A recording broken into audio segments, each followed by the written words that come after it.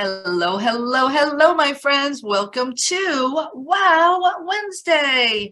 I am your host today, and it was my absolute honor and pleasure to be with you this Wednesday morning and every Wednesday morning for your midweek boost of motivation, education, and inspiration. We have been hosting this show every single Wednesday morning since 2009, and our anniversary is coming up. We are getting ready to have celebration. I believe it's 14 years of Wow Wednesdays. So mark your calendar to be with us next Wednesday, November 23rd, 9 a.m., because when we do our anniversary celebration, we give away presents. So you want to be here, join us. We're going to have a really, really exciting Wow Wednesday next week. And a couple of other quick announcements in the Women's Prosperity Network world prior to bringing on our amazing guest this morning, Colette St. Clair. Yesterday, we held our monthly networking with a twist, and it was led and facilitated by Stephanie Pimentel from our team. And boy, was there a lot of energy and connection and collaboration happening. So kudos to all of you that joined us and showed up to be the one for each other. And you received a lot in return. So that happens the second Tuesday of every month. So no, it's the third Tuesday, forgive me. So be sure to join us next month for that. We also have our monthly mastermind coming up on Saturday, November 24th. And of course, the legendary Level Up 2-day workshop where we guide you in putting all the pieces in place so that you can have an inspired and prosperous 2023. That's happening in December 9th and 10th. So go to our calendar, check out all the ways that we're here to support you and bring you together so that you can have the impact you're here to bring and the income that you deserve. Come on, that's what it's all about. Those things go together. So check us out at womensprosperityNetwork.com. I'm going to kick off the show and bring on our guest today, Colette St. Clair. And for those who may be tuning in for the very first time, the way the show is structured is I go for about 30 minutes in conversation with our guest, and then you get the opportunity to ask questions live. Or you can put them in the chat or in the comments feed if you're with us on Facebook. Colette St. Clair is here to serve, as is the entirety of the Women's Prosperity Network community. So without any further delay, let me get us started. Good morning, Colette St. Clair. Good morning, Nancy. Good morning, everyone. And thank you so much. Yeah, you are welcome. Thank you for waking up early and being with us and being so bright-eyed and everything. I'm just so grateful that you're here. And today's conversation is a really fun one for me, especially since my daughter is a physicist. Oh. And she's a science physicist. It's got to be science, for her. Mm-hmm. So it's a fun conversation today. We're going to be talking about science meets medical intuition, mm-hmm. and really how can we uncover the hidden truths of that mind-body connection that we know exists. So let me tell you about Colette, and then we'll jump right in. So Colette is a medical intuitive, integrative healer, and a health and life coach. She is known as the human potential luminary. Like, just feel into that for a moment. Human potential luminary. And she has a unique ability to connect with consciousness in its many forms of expression, making her an expert in the mind-body-spirit connection. She is also a medical intuitive, a seasoned EFT, which is emotional freedom technique, EFT energy psychology practitioner, an integrative healer, and a health and life coach with an outstanding reputation for helping her clients achieve optimal mental, physical, and spiritual health. Her work is known to go deeper and faster than most transformational modalities. Last but not least, Colette is a world leader in communication with nonverbal people silenced by autism or Down syndrome, aphasia, dementia, and Alzheimer's. So if you're dealing with any of that, you want to make sure you connect with Colette because she can produce amazing results. She helps them and their families improve their sense of well-being and overall quality of life by giving voice to the nonverbal loved one and bridging the communication gap with everyone in their life. So welcome, my friend. Thank you. Thank you very much. So with an expert such as yourself, with such a wide array of areas that you can support people in, when we were preparing for today, we were like, okay, what is the most important piece of the puzzle for us to bring in to support the largest number of people? And that is that mind, body, and spirit connection where science meets intuition. And I'd like to kick us off by asking, how did it come about for you to do this science meets medical intuition and the connection? How did all this happen for you? It's not a standard path, right? No, definitely not. In fact, people ask me, how did I get into it? And in fact, it was in me ever since I was born. But it first came to my attention when I was about 10 years old. And I was literally obfuscated by the dogma that Catholicism was trying to convince me of, that God was a very punishing creature that would send me to hell. Whereas on the other hand, they presented God as being this all-loving and all-forgiving divine sentient being. So I kind of stood up to them from that age, and that put me on a spiritual path. And then slowly but surely, I found myself doing things like, even as a teenager, volunteering in an orphanage, because I really resonated with the babies. Then I worked with children who were disabled, and I knew that they were disabled and some of them unable to communicate, and I knew that they were in there, and I tried to connect to that deeper part of them. And then that moved on. From there, I moved on to volunteering with elderly people who were beginning Alzheimer's and dementia. And again, I knew that there was something inside them that was trying to speak out. And that's how I began. And although I didn't have clear understanding of what they were going through at the time, I was extremely clairsentient, which means how I felt energetically or emotionally about them, with them, picking up on their vibration, was an explanation in and of itself of where they were at and what they needed. And then I started just knowing without realizing how I knew. So focusing on it for decades and, developing the skills and really putting my attention and working at it full time, I developed quite a lot of intuitive skills, from medical intuition to telepathy with animals too, by the way. I practiced with animals and worked with animals for many, many years. So... Well, there is scientific evidence, Nancy, plenty. We're going to jump into some of that in a moment. And I'd really like for you to define medical intuitive or medical intuition. Can you explain that to me a little further?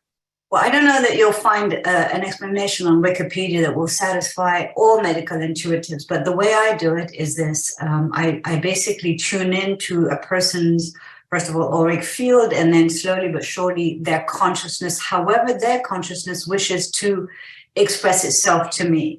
So, for example, if I'm sitting facing you, I'm not doing it right now, don't worry, but I could easily tell just by looking at you that your toe is being neglected and wants you to, let's say, massage the last two bones on the right-hand side, or sorry, your foot. So medical intuition is literally a way that the body expresses through consciousness, and it could be easily through the eyes or through messages that are through the eyes, by the way. And the science that backs that up is iridology. I don't know if you're familiar with that. I've heard of iridology, yes. So that's one way of reading the body. But the other way of reading the body that I use is literally tapping into the body and where the mind expresses through the body as well. Mm. So the body has a mind of its own, and it does speak. And sometimes it speaks in sensations, and sometimes it speaks in plain English.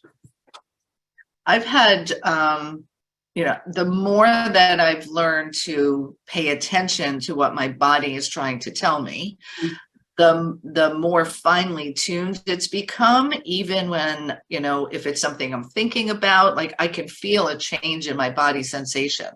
And what's been interesting for me over this time period is initially, the standard way, I feel something in my body, I have a headache, let's say, or an upset tummy, my first thing is to go take an aspirin or some, antacid, right?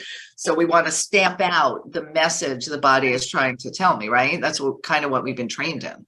Yes, absolutely.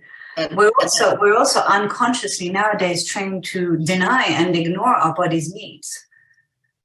And we push, and we think that it's a great accomplishment to push the body, whereas in fact, we're doing ourselves and our body a lot of harm. So it's not very smart, basically. Right, like, oh, in the afternoon, I'm tired. I feel like I need a nap. Oh, I'm going to push through. I don't need a nap. Well, your body's trying to tell you something here, right? Yes. And even if it's not a nap, Nancy, because this is a very important topic, thank you, a 20-minute power meditation. And people say, I don't have the time, but what they don't realize is as long as they're pushing, they're less productive in what time they're using.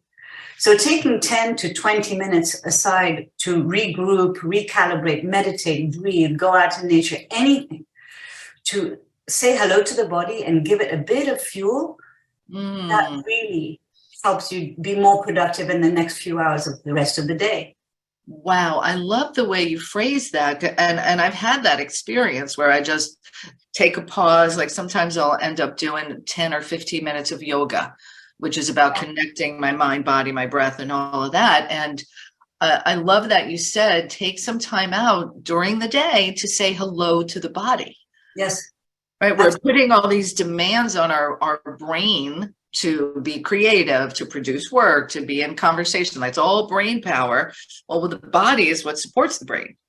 Not only that, people misunderstand what the body is, and people assume that they are their body and they identify with the body. So they don't realize this, which means that not many people realize that the body is a vehicle that is of service to them all the time.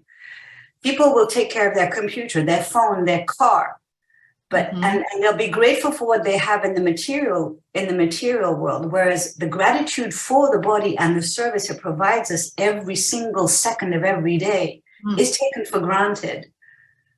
So the body has to be looked at almost a separate entity that deserves our acknowledgement, our gratitude, and it gives back 100-fold, if not more.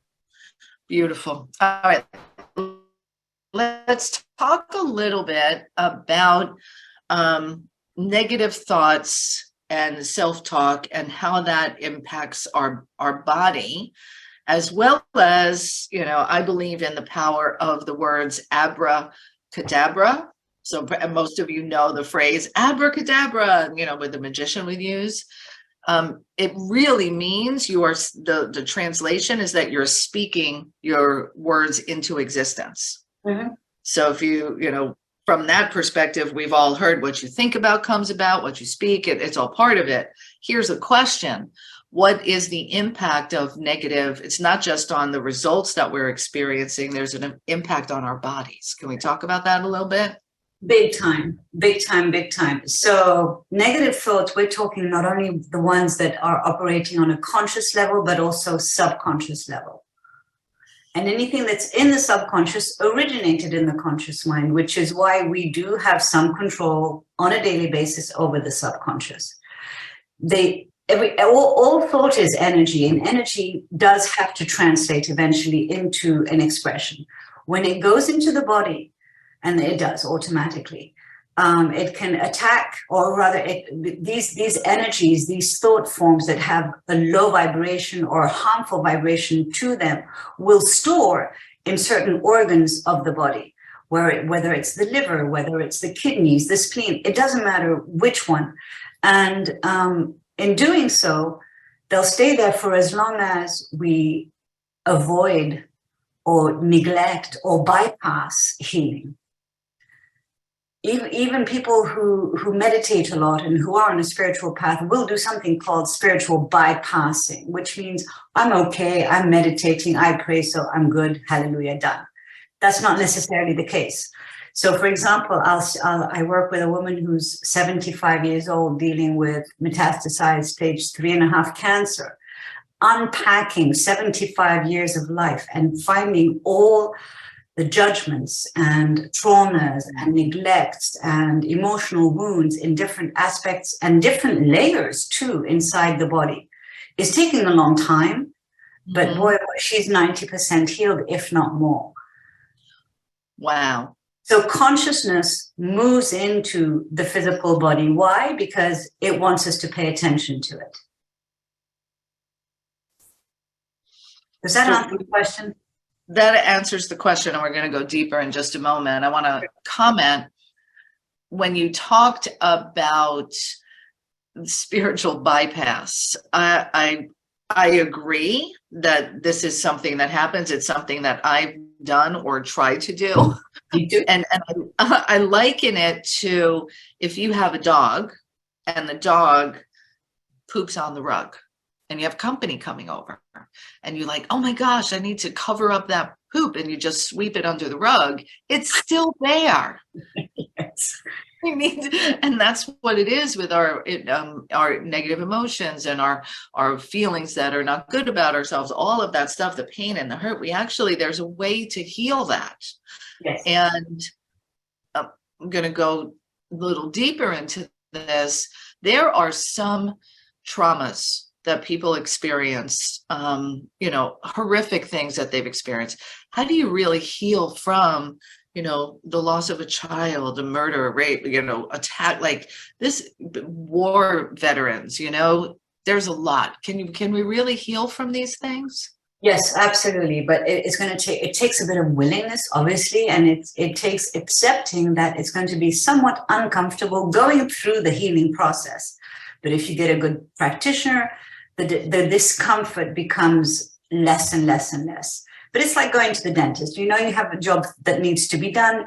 You want to do it. And you're always better releasing it than keeping it in. People don't realize that getting used to the pain isn't a solution. So the modalities that I recommend when we're dealing with serious trauma are EFT, emotional freedom technique, because and EMDR, eye movement desensitization and reprogramming. Why? Because both of them engage the body through the nervous system and tap into the conscious and subconscious mind. So it's really a very wholesome approach, if you will, that targets the different networks of our being in order to unpack and literally heal any trauma that has occurred.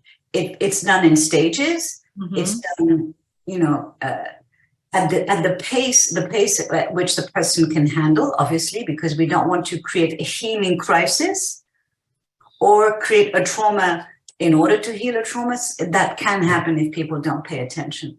So these two modalities are extremely powerful. And I also strongly recommend either guided imagery or transcendental meditation.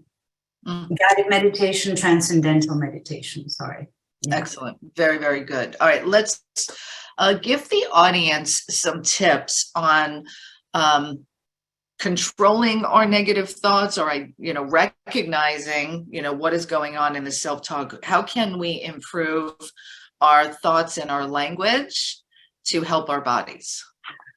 So starting with the automatic negative thoughts, even the non-automatic ones have some automation to them, but the automatic negative thoughts that tend to recur more frequently than others, it's important to start by sitting down, having an honest moment with oneself and making an inventory of these thoughts. What are they?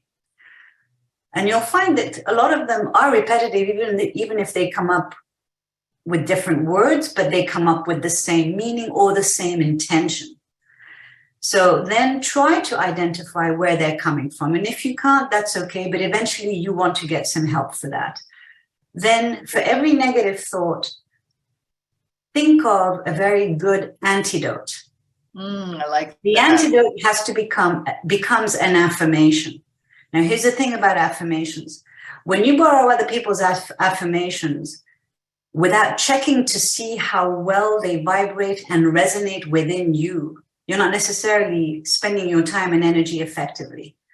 So let's say, for example, I want to learn to love myself better. And I'm going to say to myself, I love myself better every day. But that's not really resonating. I want to resonate. It don't look like that. Exactly. Your whole body was like. Well, a lot of people will try to hammer in, literally like a hammer, affirmations. You want at least 80% resonance, which means it makes me feel good, or this is true for me. So you come up with your affirmations. You can get help for this, by the way. And then whenever the negative thought comes up, before throwing the antidote at the negative thought, you have to have a segue. So you can either do, one technique is actually, that is let's say, for example, I have a very disparaging automatic thought that comes to me. I want to redirect my mind and brain before replacing the negative thought with the positive one. So I'll say, actually, that's no longer true for me. And then I'll say my truthful affirmation. The other technique is Mel Robbins' 5-4-3-2-1, 5-second rule. Again, it's a way of you interrupt the negative thought and you redirect the brain and mind. This is really key, and I trust everybody is writing this down, because I know myself, negative thought, boom, just smack it with a positive affirmation. This in-between phase of acknowledging this is no longer true for me will support it happening less and less and less. Especially because of the fact that these negative thoughts, and the automatic ones, are coming from the wounded self. The wounded self needs TLC, not, no, you don't do this, here's your positive affirmation, because that sounds and feels very punishing. Well, and if we were go deeper, maybe I'll have you back and we can talk about inner child. Those negative affirmation, those negative thoughts are coming from that wounded part of you that hasn't healed yet. And when you just combat it with a positive affirmation, this inner child subconscious part of you doesn't feel heard. Correct. And that's what we're seeking. We want, actually, yeah, I heard you. Actually, that's not true anymore. Yep. And I am smart. I am brilliant. I am, beautiful. Yes. Actually, if you recognize that your inner child has something to do with it, talk to her. Say, we are. This is no longer true for us. I love you. I recognize you. So thank you for bringing that up. Yeah. In the chat, there was a question of an example of this, and let me know if this fits. So let's say one of the beliefs that was ingrained in my head growing up was money is the root of all evil. Oh, yeah. That's a good one, because a lot of money challenges and money beliefs and mindsets to shift. So I was working on a class about the power of our words and our language, and I came up with, money is the root of all evil. Well, is it really? Because I think money is the root of all great vacations. Money is the root of philanthropy. Like really acknowledge it or question it. Is that another way to do this, to question if it's true or not when a negative belief comes up? About money specifically? Well, about anything. Like, so when I noticed that, oh, is that really true? No, that's not true. Because money is this, or I am that. Absolutely. And that's at the level of the intellect, but at the level of the mind-body connection and the subconscious mind in particular, when people have any kind of challenges around money, the first thing I say to them is try to remember what was discussed or felt when you were a child on the subject of money. And this is where they come up with, oh, my grandma used to say this and my mom did that and I never got candy. And then you start unpacking exactly the kind of brainwashing, literally, we had as children on the subject of money. And sometimes, believe it or not, money problems can stem from past life experiences. And it's not about lack. Sometimes it could be about abundance. that could be another talk in and of itself. Interesting. Wow. Time is flying by here today, and Colette and I have spent hours talking to one another. I actually had the benefit of one of your readings last week or the week before, and it was so insightful. And what I loved about this Akashic Records reading, I'm going to ask you to explain that in a moment. What I loved about it was not only did it give me some direction, insight on caring for myself, it gave me confirmation on things I had already been considering and working on. It was like, oh yeah, so it was beautiful. What's Akashic Records? Well, first of all, those confirmations you received were directly from your soul. So in a fun way, to explain the Akashic Records, I'll say, imagine having a hotline to your soul where you could pick up the phone and talk to your soul and ask any question about anything that ever might have happened to you in this lifetime or others, sharing your problems, your ailments, your traumas, your confusions, your goals, your aspirations, anything, literally. Even when it comes to your health, when it comes to your relationships, and when it comes to your business or your creative projects. So the Akashic Records is literally in religious scriptures, they refer to it as the book of life, by the way. So it's not woo-woo stuff at all. You'll find it in the Bible, and you'll find it in many other places as well.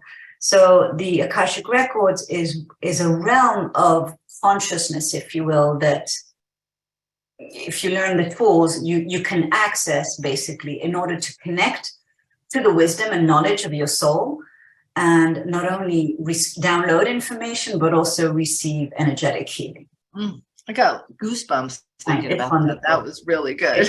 They're wonderful. Yeah. Awesome. And we're going to be letting you all know in just a couple minutes how you can tap into this beautiful, soulful place that Colette creates for everyone. We'll tell you about that in a moment. I want to ask you one question more before we open up for our audience to participate. And what are some ways that we can better listen to our body so that, we can prevent, disease and, maybe, and can we prevent those major things? I guess that's a bigger question. Yes, we can. Okay. So we need to start by stopping to abuse our body or neglect it or taking it for granted. Not allow a single day go by without thanking our body for the service it gives us. All of us also could use a little bit more mindfulness about slowing down when we're having breakfast and lunch and dinner. And as far as people who are already experiencing discomfort or ailments or disease, I guess sit quietly, especially after meditation, and close your eyes and literally ask your body to speak to you. It can speak to you through sensations, and it can speak to you through images, or maybe sometimes words as well. Do some body mapping. That also really helps. So for example, if you have anger or if you have grief that you're dealing with, check in with your body and ask, where is this? Where am I hiding this? Where am I storing this? Mm-hmm. Then I'm going to encourage you. Wait. I'm going to, please remember that next step, but I want to understand body mapping. So I'm going through grief or frustration or anger. Yes. So in that moment, during that time of emotional turmoil, ask my body, what body part is this impacting? Yes, absolutely. I've never heard of this before. And it's extremely powerful, and that's really preventative. And then once you identify what part of your body is struggling because of what's going on up here or emotionally, I'd like to introduce the concept of Ho'oponopono. So Ho'oponopono is, as far as I'm concerned, the most powerful self-healing tool that anyone can use. And it is very easy. You can look it up online. It's Ho'oponopono. And it's basically 4 sentences that go like this. I'm sorry. Please forgive me. Thank you. I love you. So let's pretend I got angry at somebody. And before it goes to my liver, which is the typical organ for anger, I'm having acidity in my gut. So I take a deep breath and I go into my body and I literally say, I'm sorry, knowing that I'm in my awareness is I'm sorry for getting angry and subjecting you to the acidity. Please forgive me. Thank you. I love you. But do it slowly. Again, no hammering. Give time for your body to give you feedback. With that feedback, you can move forward. EFT is another technique. And again, when you do EFT, do it slowly because you get feedback. And you want to do it with a notepad and pen so that you can write down what the feedback is and decide whether or not one point or another needs to be tapped on separately. You know, I'm launching my group again in January, and these are two of the things that I'll be teaching and will be practicing on a monthly basis. So good. And I'm going to ask you to talk about that and let people know how they can be a part of what is called the Progressive Souls Academy. Like, just pause for a second, everyone. Listen to this. Progressive Souls Academy. Like, that's why we're here, to progress our souls, to nourish it, to have it move forward and fulfill. I just love it.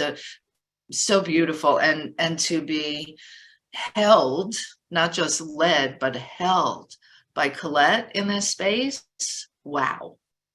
I know, right? So I was somebody said like Progressive Souls Academy. Wow. Yeah. So let me do this. I'm going to ask Colette to let you know how you can be a part of the launch in January as we move into 2023. I will also be opening up the lines for questions or comments. So please be sure to unmute yourself or hit *6 and raise your hand, all that good stuff. So Colette, let them know about what Progressive Souls Academy is doing and happening and all that good stuff. Well, it started in 2020 in the midst of the pandemic. And yes, thank you for focusing on the words, because the words are very meaningful here. And it's not about me, of course. And it's about everybody who really wants to evolve and evolve a little bit faster and a little bit more consciously, not only for their health and well-being, but also because of everyone whose life we touch, all of us. The world needs us to step up, or as WPN would call it, level up. So the group is going to be meeting initially once a month. If there's demand for more, then of course I'll add more. The easiest way to join is to go through my website, I guess. And also there's an ad through WPN, right, Nancy? Yeah, I'll talk about that in a minute. But yes, so go to ColetteSt.Clair.com /progressive-souls. And let me spell Colette. So it's ColetteStClair.com. So ColetteSt.Clair.com, beautiful, /progressive souls. And what Colette has put together is an invitation for you to join us in January for the launch on January 7th. And rather than $35, it is just $11. So we'd love to have you join us. Go to ColetteSt.Clair.com /progressive souls. And hearing some noise in the background, so I do want to hear from you. We've got the lines open. Let's go ahead and raise your hand or unmute yourself in a moment if you're on your phone. So Mary Jane Charles. Good morning, Colette. Boy, you hit on a point that I hadn't thought of in moons, and I put it in the chat. But 40 years ago, I was extremely close to foreclosure. I was mortified, terrified. I can't believe this is happening. And I'm blanking. Yeah, my son was maybe 3 months old. So it was the full Monty, everything you could think of. That experience, I know for a fact, I did eventually, with my husband, we bought another house. When that subsided, I purposefully bought the most functional house on the block If I could sell it in a moment, I needed to know that. And I think in my brain, way deep, the marriage is long gone and 45 other chapters in between. But that feeling is still in there. I never, ever want to be in that position again. And it was horrifying, given I'm fairly educated. I was educated then, all of the above. Everyone thought they knew what they were doing. But that nerve, boy, when you spoke of that, I was like, nah. It was like a bad tooth. You hit right on the nerve. So yeah. I've got something to work on. Thank you for that. Pleasure.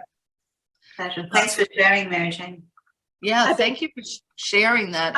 And I'm going to go a step further. So Colette, I know working with you one-on-one is probably the best solution. And do you have some suggestions on what Mary Jane might be able to do right now to begin the healing of this?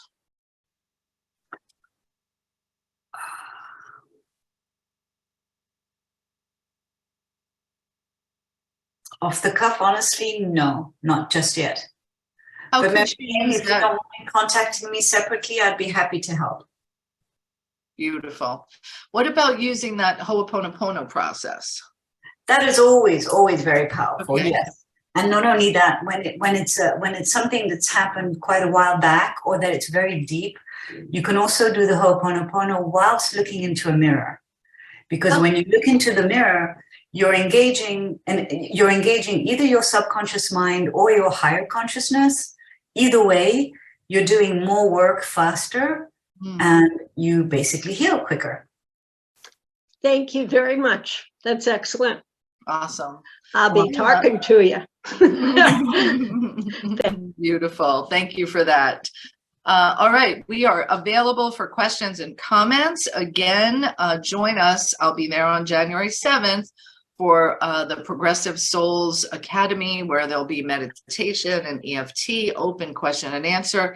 And this is a place for you to step into to continuously progress your souls. And when you register for just the $11, it's just for the one class. Come check it out, see if it's a good fit for you. Again, go to ColetteSt.Clair.com/progressive-souls. And Colette is spelled ColetteStClair.com /progressive souls. So we look forward to having you join us. And I thank Colette for bringing it back. I think you told me about this when we first met. Yeah. And I was like, when are you starting that again? Yes. I want that. Yes. And by the way, we are going to address issues around money and issues about time. Two biggest rackets, right? Mm-hmm. Yeah, big time. All right, let's go to our next caller, Vanessa Donaldson. Oh my gosh, I'm about to cry now. Money and time, those are like my triggers that I need to work on. So signing up. Thank you so much. I shared in the chat. My mom grew up World War II, Nazi Germany, living out of bomb shelters, eating out of trash cans, hiding under the houses, Nazis going through her house, almost raping her mom. Horrible stuff. And now that I'm a coach, we coach ourselves first and best. When we're our own best coach, we can be a coach to other people. So I've learned my money block issues and all these things. I'm like, what is the deal with it? And it does go back to my childhood. So thank you, Colette, for bringing that up.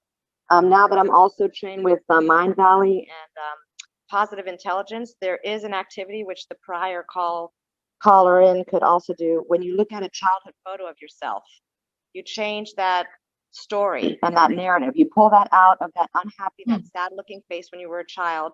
And it's a hard process. Clients take time to do this, and it could take longer for some than others. But just looking at that photo and giving it that grace and that space to say, I'm sorry, it's okay, you're fine, and accepting that inner child, that's part of the healing process. So I would invite the prior caller to, if she said something to do immediate, maybe start with that child image and start giving it love and attention. But so thank you so much for that. I'm going to use that new line now. I mean, I put in the chat, money issues, whatever. I don't want that to be the foundation or the ending. So the ending is, this is no longer true for me. So I'm going to just keep saying that to everything. This is no longer true for me. That was what was going on, but this is no longer true for me. Thank Yes. you. I look forward to doing it. Vanessa, you brought up something really important about your family of origin and the experience in the Holocaust. One of the things that tends to happen to us unknowingly, of course, is we are capable of carrying in our body the vibration of traumas that our parents or grandparents went through. So I've seen it affect couples who are struggling with fertility, for example, and it had to do with the Holocaust. I see it affect a lot of black women who are carrying in their body the abuse that their ancestors suffered. I've heard everything. Nazi, black, I got it all. Cherokee Indian. You're right. So Ho'oponopono, given that we mentioned it today, can also help heal that. So does prayer, of course. Absolutely. Start with prayer. Thank you so much. Looking forward to January 7th. Thanks, Liz. Welcome. Look forward to meeting you. All right, beautiful. Thank you, Vanessa, for sharing. Yeah. Let's go to our next caller, Auralia Acosta. Your line is open. Well, grand and glorious rising, and thank you for sharing a bit more about what you do, Colette. I find it fascinating, and we are definitely on the same page. I always say that the body stores infinite wisdom, and everything that we experience, even the pain, which I have been experiencing, is a message, and it's up to us to find out what it's telling us. And I'm so grateful that someone like you exists to help us. And so with that, I'd like to ask, what exactly is Akashic Records? I'd like a fuller or full explanation and how that can contribute to us if we allow it, if we choose to work with you. It's literally where there is written record. It's not written on paper, but there is written record of everything that your soul has ever experienced from the moment of its inception. Every thought, every deed, every connection, every relationship that your soul has expressed in its many lifetimes before yours. So all these lifetimes that went before you are contributing to who you are today, more often than not, to help you evolve. So the Akashic Records is a way of not going into those stories for the sake of tourism, but rather tapping into the wisdom that has been accumulated throughout the journey of your soul, so that you can benefit and get guidance and answers to all your queries and questions now. So if I were to choose to work with you, how many sessions would that require? Does it What would you like to achieve, Auralia? Oh my goodness. More. For a hike or climb Mount Everest, it really depends on your goal. Okay. And the amount of conscious or unconscious baggage that you're carrying with you that needs to be unpacked and help you lighten the load, basically. But I recommend at least one session, ideally 4. But if it's something more serious, like if it's someone who's struggling with a chronic disease, including cancer or infertility, for example, then obviously we would want to do more work. Right. Okay. That answers my question. I have another question that I'm prompted to ask you. Would you say that before we come here, we have a contract, and as a soul, we just want to experience all of these things, and the soul doesn't really distinguish this is going to be painful or not, and so we come down here and we have all of these experiences, what we call good and bad, and it's all for our evolution. That's what you're saying, basically. We have multiple contracts, Auralia, and we have contracts with our own soul. We have contracts with other people in this lifetime, especially our parents and family of origin. Yes. And yes, these contracts will unfold sooner or later in our lifetime. It's easier to go through whatever it is we've contracted ourselves to do. It's easier to go through it consciously, which means, examine your life, get a coach, meditate, pray, a journal, etc. Take responsibility for your life process, basically. And it's very, very enriching too. So what was your second question? That the soul doesn't judge it's going to be good or Correct. bad. We just Correct. want to come down here and experience. We Correct. want to come down. Okay. All right. We're on the same page. So pain in life is a given. Suffering the pain is where we have the choice. Mm-hmm. There's a huge difference between the two. And that's one of the topics I'd be happy to discuss in Progressive Souls if you were to join us from time to time. Excellent. Can you put your information in about that? It's in the chat already. Oh, I see that class. Yes, the class. Yes, got it. Thank you so much. I appreciate it. And I appreciate the work you do. Thank you. It's beautiful. Aurelia, I appreciate you. Thank you so much for sharing this morning. Thank you. Aurelia, I have a question to, as it pertains to two areas of your work that I'd like you to dial into a little bit further, and you've touched upon it. So one is about the nonverbal, and then the other is infertility, because those are two very unique areas of specialty that I'd like you to share a little bit about each. Nonverbal people, kids who have yet to learn language, children who are suffering or who are dealing with autism or Down syndrome, sometimes cerebral palsy. Older people whose brain is damaged and so they have aphasia, they can't speak. People who have had a stroke also have aphasia. Even people with dementia. Consciousness never sleeps. The mind never sleeps. There's always a part of the mind that is operating. For us, Nancy, you, me, and everybody on this talk today, think of the part of you that talks to you about you.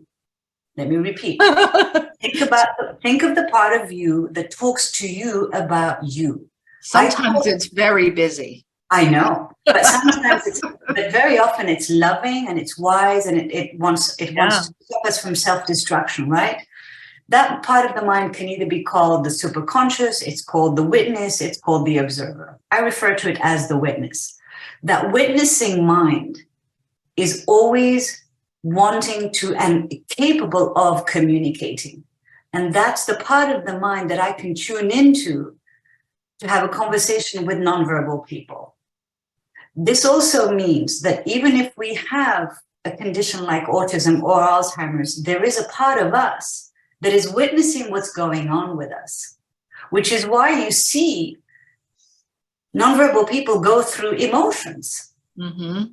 Because it's the only way that they use their emotions through their body to try and express their wants and needs. Joy, it's not necessarily complaining, by the way, and gratitude as well.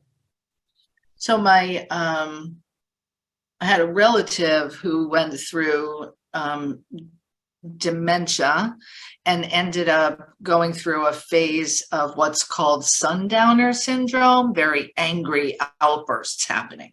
Absolutely. Oh my God. That makes me so sad. It's literally because that witnessing mind is aware of all the blockages that are going on a conscious level, and it's like, right, let me out of here. They feel trapped, I would imagine. Yes, and a lot of them just want to die. This is why they're heavily medicated usually. But the good news is science has improved and continues to improve. We can find out early, as of the age of 50, if we have the beginning of Alzheimer's or dementia. We can do things about it now. Beautiful. And go ahead. I was going to say, and things such as what you've shared with us today, when you're feeling an emotion now, get present and conscious and ask your body, what part of my body is being impacted? Yes. When you have a headache, when things we need to use our body, the connection between our mind and our body, much more than we do. Because, I know in the past I've ignored my body, but I need everybody. Everybody needs everybody. Yeah, absolutely. Yeah. Absolutely. And just so you know, headaches are often psychosomatic. Oh, absolutely. My sister Susan, I thank her for this all the time. Years ago, I was going through a really stressful transition in my career, and I ended up, I felt like I was stuck, and my lower back started really like spasming and bothering me. And my sister Susan said, "What's holding you back, dear?" So now every time I feel something in my back, I hear Susan, "What's holding you back, dear?" I'm so glad you mentioned it, because one of the things we have the tendency to do unconsciously is to say statements that are disparaging to our body. And I'm going to encourage everybody, be careful how you speak, because the brain doesn't know the difference between fact or fiction. So if we say disparaging things about the body, even if it's for fun, not a good idea. I agree. You also asked me about infertility. Yes. So with infertility, like with any other chronic physical problem, because I can't use medical terms. I'm not a doctor, thank goodness. We have to start by looking at our physical environment at home. We have to also look at our internal environment, what's going on in the mind and what are we putting in the body. We look at our relationships. And with infertility, very, very often we have things operating subconsciously that interfere with our ability to bear a child or to hold the pregnancy successfully to term. So again, this is the kind of thing that needs to be unpacked gradually so that every area of one's life can be examined in order to make the baby, heal the cancer, heal MS or chronic depression or irritable bowel syndrome, for example. That's a very interesting one that most people are experiencing today, even if it's very, very low grade, but we all have to pay better attention in a nutshell. So wonderful to have you with us and give you this opportunity to reconnect with ourselves, our bodies, our higher selves, our inner child, all of that, so that we can, feel and have our best life. That's what it's really all about. And so often we're searching outside of ourselves. I'm hearing today, like the summary is, the answers are all here. You have to learn how to get there. Yeah, beautiful. Colette, any final thoughts you want to share with our audience before we wrap today? Yes, please. This is one of the pieces of scientific evidence that I want to bring to your awareness, everybody's awareness. And it's actually visual. You can go on YouTube and type in messages in water. A Japanese scientist, now in heaven, by the name of Dr. Masaru Emoto, literally proved scientifically how thoughts, feelings, words, music affect the molecular structure of water. Why is that important? Your body's made up of 65% water, your brain 80 to 85%. So when we damage the molecular structure of water, water has biological function in the body, we're damaging the body. And when you look at the videos online, you'll be amazed at what you'll see, and you'll understand where vibration comes from and what vibration can do. It's really powerful and scientific. Yeah. Very scientific. Very scientific. All right, let's go to Deborah Morrison. If you got a question. I do. Thank you. This has been very, very enlightening. My question on the Akashic Records, obviously, they must be very voluminous. And so if one gets their Akashic Records read to them, are you as a practitioner basically sensing what is helpful to the person and you're drawing out those facets of the Akashic Record reading? Because my sense is that one would really need several sessions in order to get the full complement of one's whole Akashic Record, if you will. Maybe I'm not understanding it. No, you've understood very clearly. Thank you very much for your question. You would want more than one session if you want to address more than one area of your life. Yeah.